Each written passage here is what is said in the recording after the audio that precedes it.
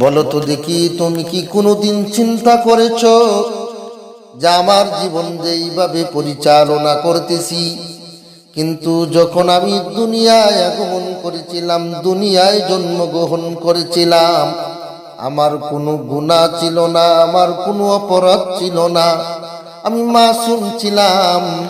কিন্তু আজ এমন করে দুনিয়ায় চলতেছি, যখন দুনিয়া থেকে চলে যাব তখন কি আমি মাসুম হয়ে যেতে পারবো? আমি যেদিকে তাকাই সেদিকেই দেখি আমার শুধু গুনাহ। সামন দিকে তাকাইলে শুধু দেখি গুনাহ, বাম দিকে তাকাইলে দেখি গুনাহ, ডান দিকে তাকাইলে গুনাহ। পা থেকে মাথা পর্যন্ত শুধু গুনাহ আর গুনাহ। বান্দা বলো, দুনিয়ার জমিনে আসার সময় মাসুম হয়ে আসলে, দুনিয়া থেকে যখন চলে যাবে গুনাহগার হয়ে যাবে।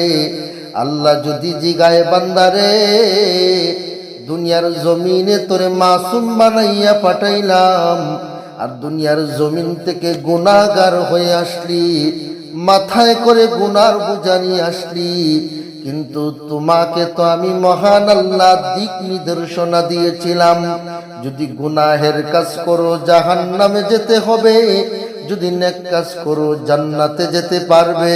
বান্দা বলো, এত সুন্দর দিক নির্দেশনা পাওয়ার পরে কেন তারপর গুনাহের কাজ করলে?